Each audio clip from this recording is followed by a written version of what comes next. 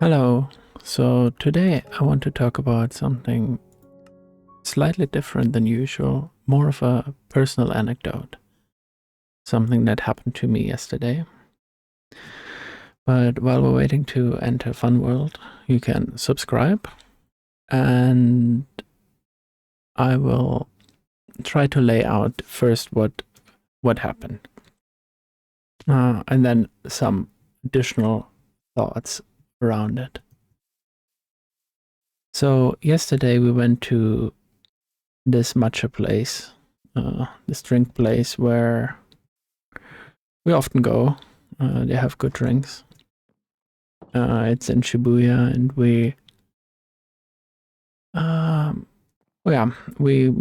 like going there. I mean, actually, I don't get any drinks there, but Sarah likes getting drinks, and so we often end up there. And this time, there was someone already in line, so we just took the space behind them, and then like another two girls came up behind us, and we're like, there was a natural line forming. And so the process of ordering for the girls in front of us took a bit of a time. It was like one white girl and one Japanese girl, and the Japanese girl was trying to help her friend, like, I guess, learn a little bit of Japanese, so they just took a while. And so in that time, us standing in that line, there was a guy that came up, and he placed himself like to the right of the girls who were ordering. And so I kind of knew there was something up, because so recently the store has put up like some markings on the floor where they would like the line to go, which I think they're doing this basically because the store is in a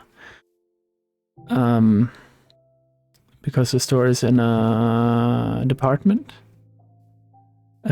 store, and if you go out too far, then like people are walking. So I understand why they're doing. But anyway, so this guy came like a minute or so later than everyone else, was trying to stand like on the right there. So I knew he was probably going to make trouble, although I wasn't really sure, because like in Japan usually people don't make like a massive deal out of things, but I thought it could happen. Anyway, so when it came time to order, the girls in front of us went away, and I thought, well, I'll just go ahead and order the drink. But the guy then actually did try to make like he did start talking and was like, actually the line is here, you see on the floor there's some markings. And I was like, well, yeah, but you saw us all standing in this line, and you approached, so I mean, I think it's pretty obvious that you're what's happening. And then he kind of like started talking Japanese, so I guess he was bilingual. He looked Japanese, but he spoke pretty good English. And he started talking to the store staff, which was just kind of like standing there confused, and was like in Japanese, there's a line here on the floor, right? Like, this is where the line goes, right? And she was like, yeah. Which, I mean, like, what he asked is correct, right? But it's not really the meat of the issue. And so I was trying, I said in Japanese to them, and also to the people behind us, like, yeah, but like, when you came, like, we were already here in this line. And so it kind of like, it escalated a little bit, I feel like, because he was then like, I mean, I guess like you could also say, like, I mean, what I said was like, I feel like you're trying to cheat by getting ahead in line here. he kind of like got really agitated then, I think. And what he said was, I was kind of like, he's like, oh my fucking God, calm down. I was just looking at the menu. Like, I think that's basically what he said. And he sort of said it in that way too. He had like a very this kind of effect, which is like a bit of a shrill voice, I guess. And he was, basically like kind of making it into a massive scene. And I mean, so at that point, well, he kind of like went back to the other person. The people in the store were kind of like confused, and be like, "Wow, what can we do?" And he's like, "So what are you gonna do? What are you gonna do?" He was asking to the people in the store. I just realized I should have put all of this stuff away. Oh, that's okay. And at that point, we were just basically like, I was looking at Sarah, and like, she's very uncomfortable in these situations anyways. And I mean, I was kind of uncomfortable too, and I didn't really want to bother anyone. So I was just like, okay, whatever, let's just go. And so we just left. And that's basically the anecdote that happened. So now I have a bunch of thoughts about that though. Basically, well, first, it just continued going on in my mind, off and on. Actually, like this morning too, that's I was thinking about it, and that's why I thought I'd make a video about it. Maybe I can get some of the thoughts out, and then I don't have to think about it in my mind anymore. But I guess the first thing that I was thinking of was like, I mean, I was kind of in a grumpy mood that whole day. I was like, dissatisfied with a couple things, and so I kind of like looked at myself and was like, well, if I wasn't in a grumpy mood, and then also I really don't like waiting in lines. I guess no one really likes waiting in lines, but I have like a bit of a, I mean, I wouldn't say pathological, but it's kind of weird. Like if I see a line, I want to be there like immediately. I do not like being away from a line. And then, someone or multiple people going in front of me, that's just like, it feels very painful to me. So I have like a weird thing about that already, which I'm aware of. And I also, I guess my sense of justice, like I really don't like skipping line. People skipping line. I think like it should be always the people that come first get served first. Or like, I mean, I don't mind like if someone, I've actually like read that people are very willing to give up their space in line if you give them any reason. If people are just like, can I go ahead? I would prefer to go first. Like you can just say that, and people are like, yeah, okay, sure. So it's kind of interesting that's kind of like a human tendency, which I guess speaks well for people. They're just like willing to, yeah, okay. But yeah, so I think like ultimately I think everyone should get like served in turn, and I think that's just like the fairest thing. So when there's like uncertainty, it stresses me a little bit, and so I thought like a lot of what I could have done different, which I guess is like what you usually do after something happened. And now I understand this is not like a very big thing. I'm just trying to work through some thoughts that were in my mind. And basically the one thing is like this escalation versus de-escalation, right? Because I can see like how my actions escalated this.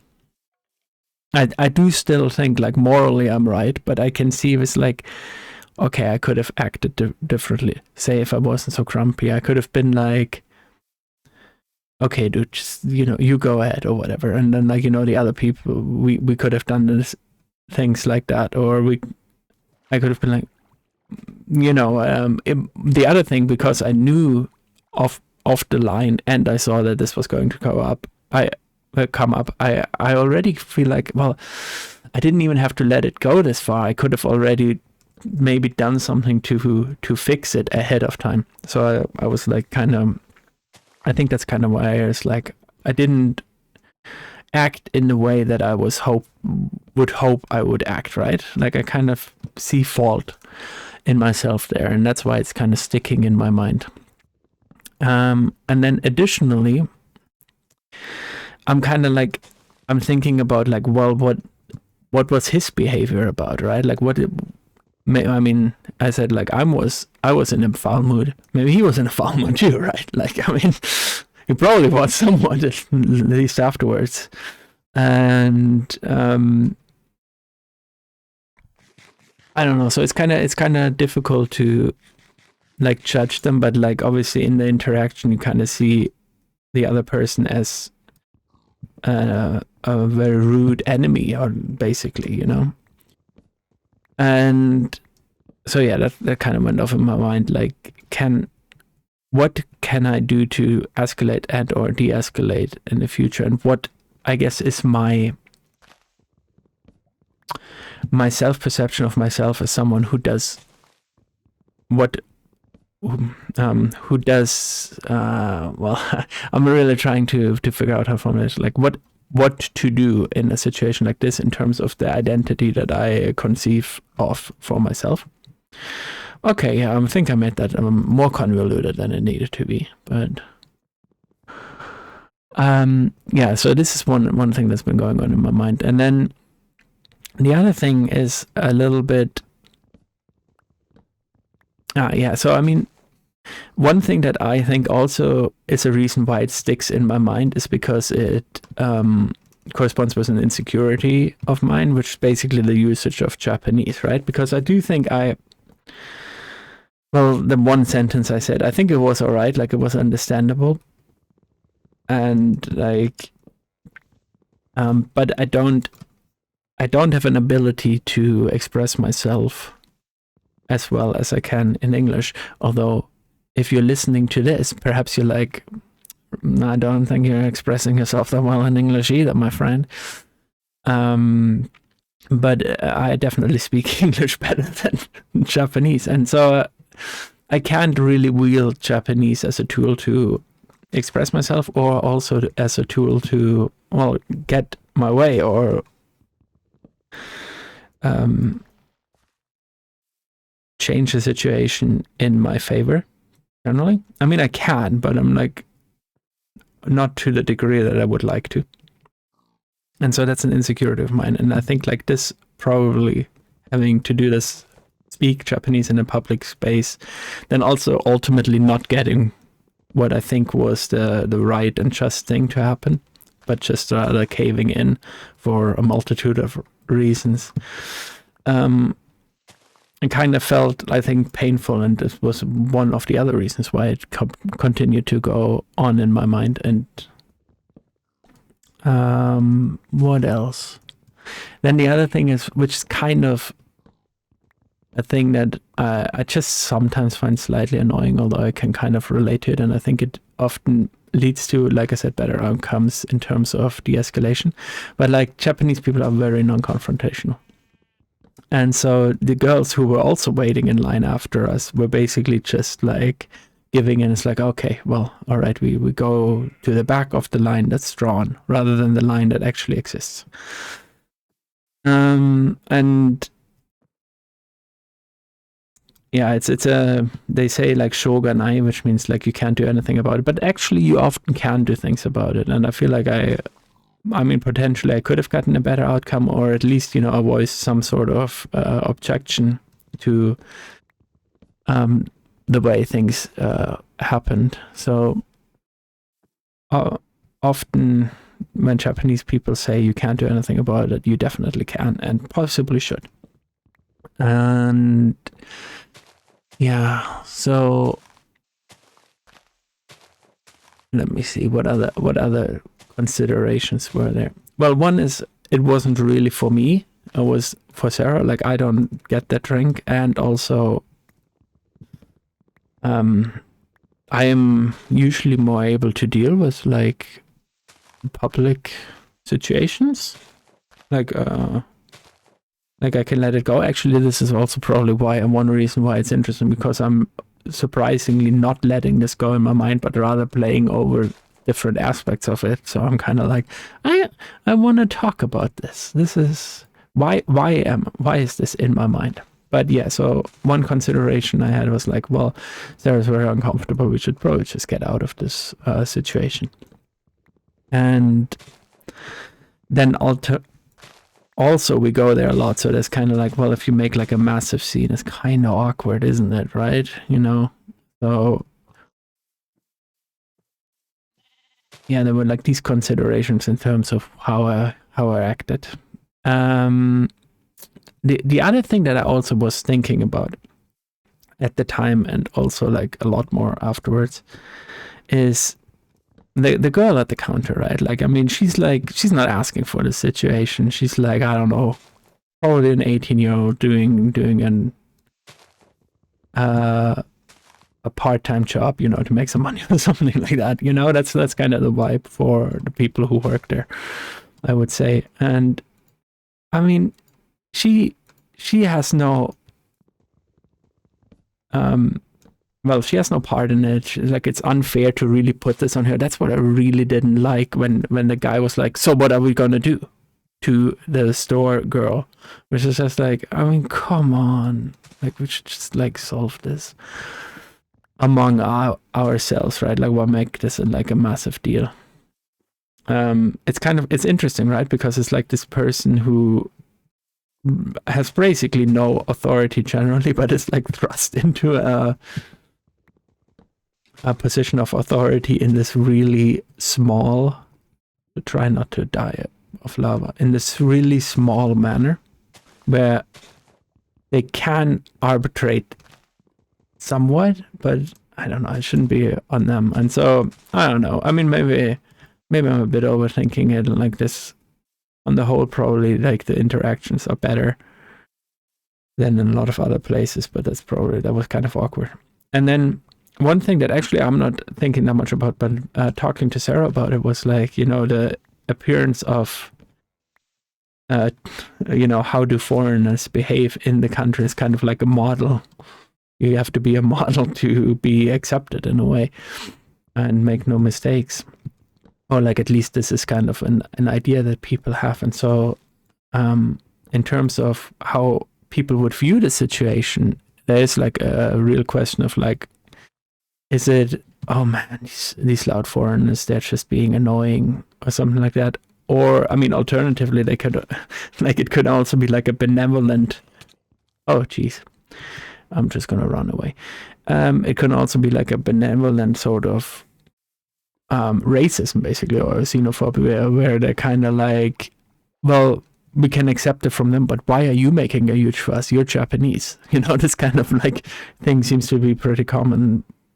Although, like, I guess that even thinking about it in this manner is kind of like thinking about, like, winning or losing an interaction, rather than like, I mean, ultimately, like, we all could have like felt pretty good at the end of this interaction, rather than like a lot of people feeling possibly bad. I mean, you don't know, right? But like, I definitely felt bad afterwards, and I think probably to a much smaller degree because they were not as involved. The store staff was probably like, oh, jeez, and I mean, I don't know anything about the guy who did this.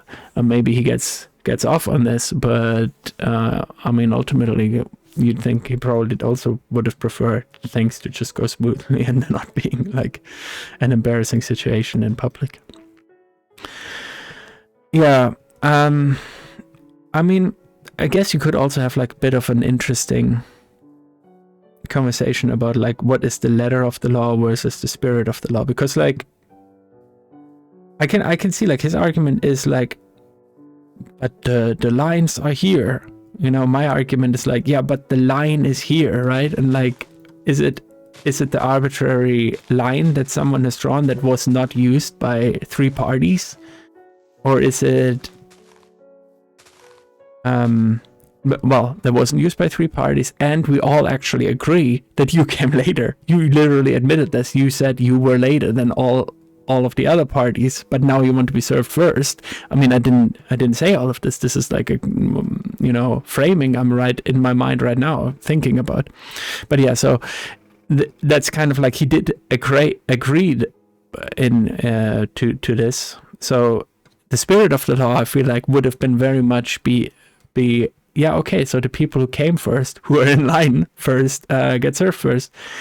And perhaps the argument that he can make is like the letter of the law. It's like, no, the people who are in the official line, which is completely defined by these lines drawn on the floor, get served first. And so, I mean, I guess this can be like a philosophical difference, although I would probably assume like a lot of people would base it more on which side they're on and what advantage they can get. So, but yeah, I feel like it's an interesting thought, this dichotomy. I mean, I'm just opening up a bunch of things that one should really think about more deeply and maybe elaborate. So you should do this on your own time. You know, you think, I say. Yeah. I mean, the last thing that I've been thinking of because of this is something called the wisdom of the stairs. I don't know if you've heard of this. It's like it's mostly, I think, a French saying, and I can't speak French, so I'm going to butcher this right now for fun. It's called l'esprit de l'escalier. The wit of the stairs, something like that, or the wisdom of the well, it's more the wit, I think, or the spirit. Is that what it is? I don't know. I can't speak French, but this concept is basically that your best ideas come to afterwards. So basically, you hold a speech or you have a debate, and then as you go off the off the stage, down the stairs, you're like, oh, I should have said this. Oh man, that would have ended it. That would have been the best thing. You know, you have like your best singers in mind, or you have like all the ways you could have acted, you should have acted. And it's like, and then another thing, that's what I could have said. And it would have vanquished him in the debate, in the meeting of minds, the marketplace of ideas. I would have been the monopolist. That's kind of the idea of the wisdom of the stairs, which I was kind of thinking about afterwards, because I was also come over and it's like, and I should have said this, and I should have said this, and this, and this, and also the thing I said, I should have formulated it better. And well, that's just not how reality works, is it?